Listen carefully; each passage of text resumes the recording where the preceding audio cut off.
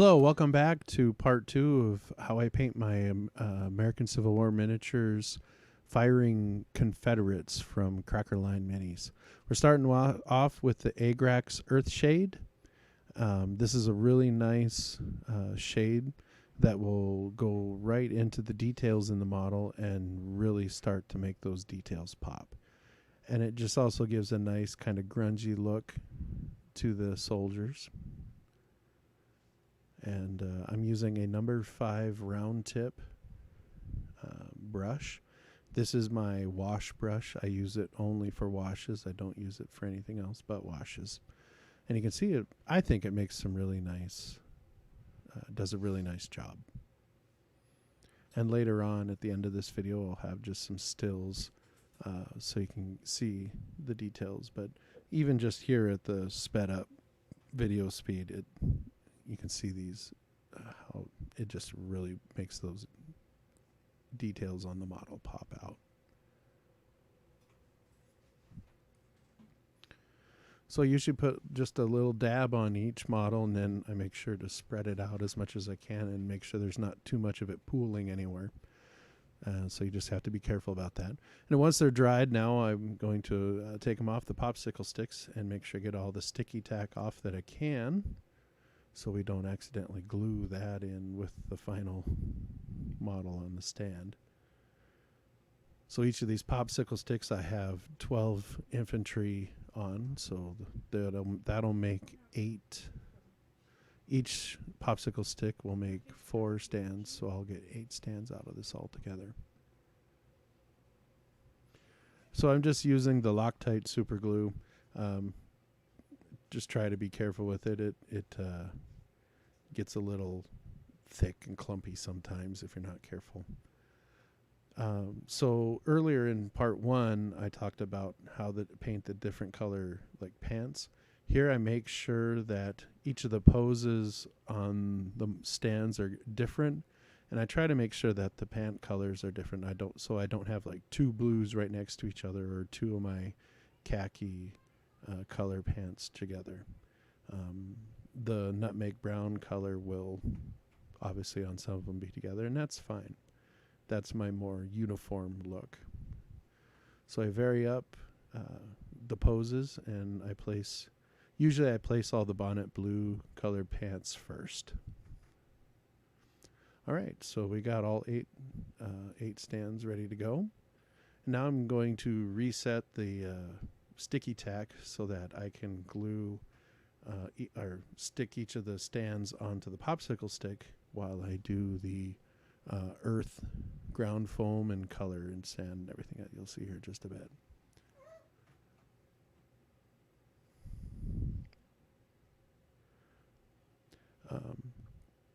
So this particular sticky tack I've used for quite a bit of models, actually. It's starting to kind of lose its stickiness.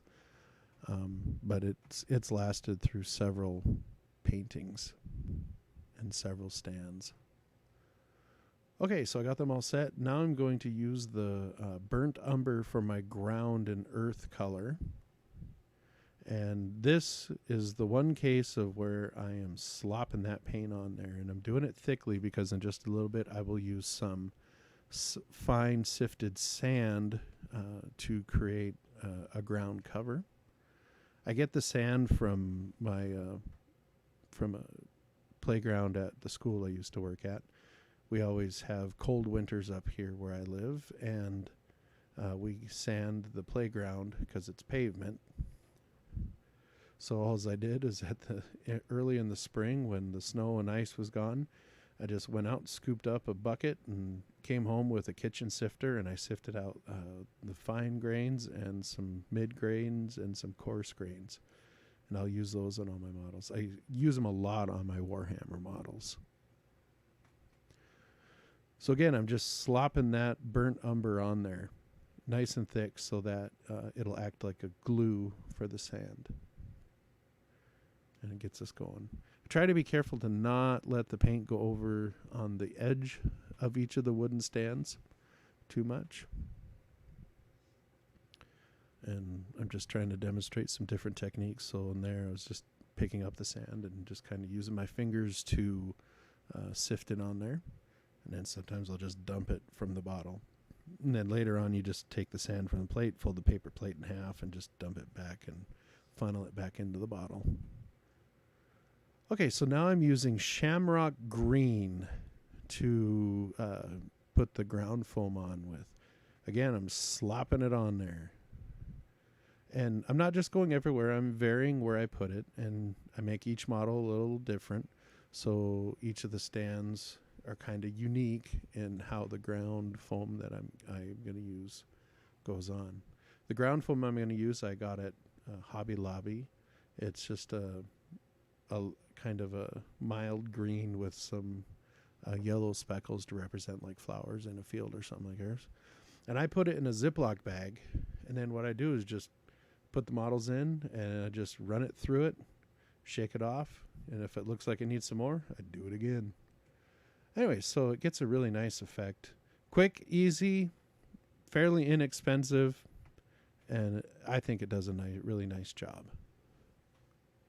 So again, just slopping some of that Shamrock Green on. Sorry, it went off wasn't paying attention to my camera.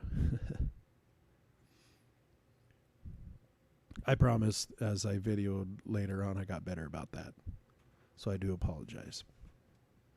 So again, I just paint that Shamrock Green and then just dip it into the ground foam. I'm starting to run low on ground foam, so I need some more. This is after I had painted all my Union Army also. So it's lasted for quite a bit. All right, and then once that dries, the green is a really nice color. So for these ones, I was trying something. I'm using the gold paint stick to paint the edges of each of the stands. I just like to have that little effect. I just think it adds a little pizzazz and sparkle to the models and makes them a little bit more unique and special. I don't know if anyone else does that, but I do. And these paint pens, when they work really well. And then after a while, they kind of start getting stopped up and the paint doesn't want to come down the wick as much. So by the second set of stands on the next popsicle stick, I was having some issues with that.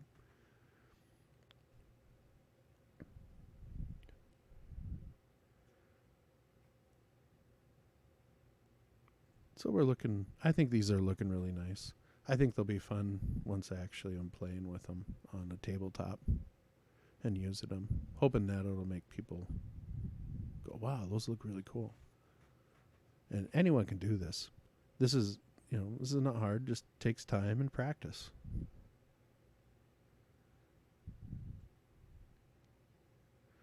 Yeah, so right there I was having some trouble with some of the ground foam getting wicked up in the paint, and it didn't want to work as well.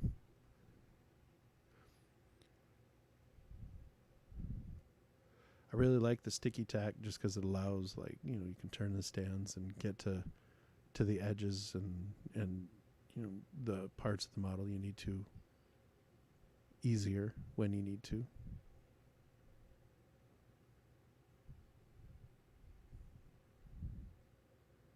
Anyway, so that's how I do that, and I try to make them look as nice as possible. Again, I'm not a professional painter. I just enjoy doing it. This is my hobby, and it's just something I love to do.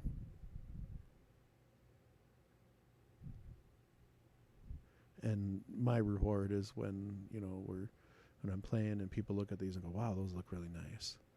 Okay, so now I'm going to spray each of the models down with some isopropyl alcohol. I'm using 70%. I also have 90%. And that just helps to wet the models and allows the glue here to go in better. The white glue is a 50-50 mix, 50% water, 50% glue, mixed really well. And it's a quick, cheap, easy effect.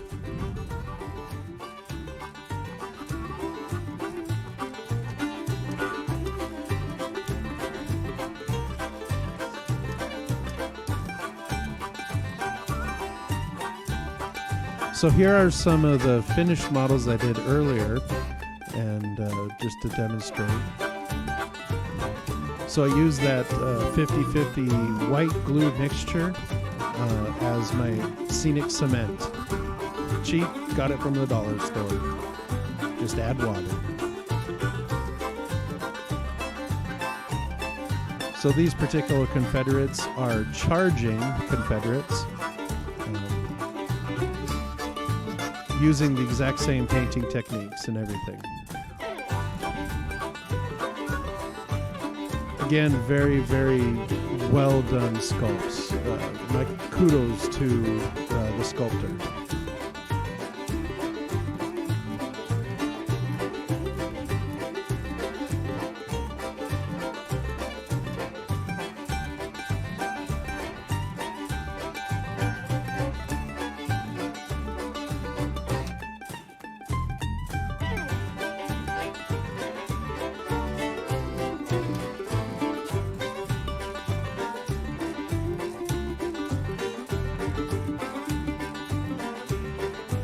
So here we have General Lee acknowledging the troops.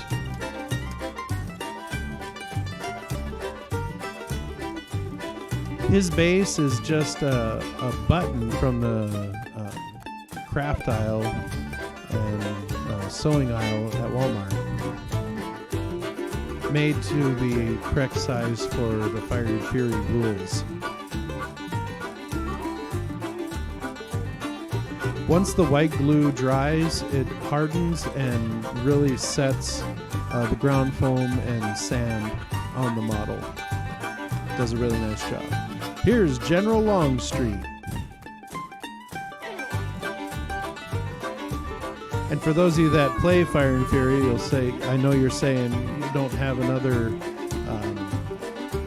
I need to have more than just one model on there. I'm getting there.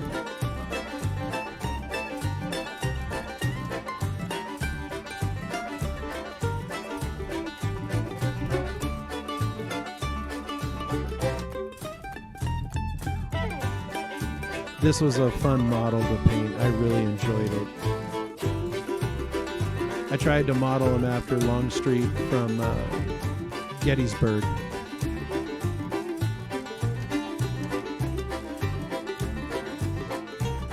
Here's a Rebel cannon and crew, which you'll have a video for soon.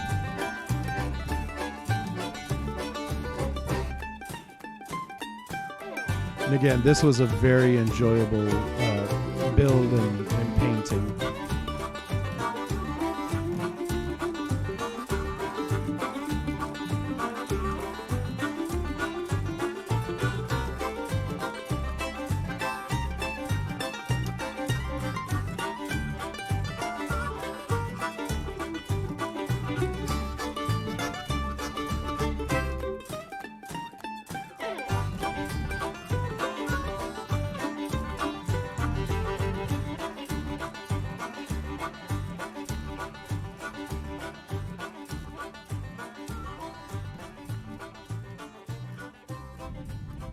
Anyway, so I hope you enjoyed that. Please hit the like button and subscribe if you'd like to see more.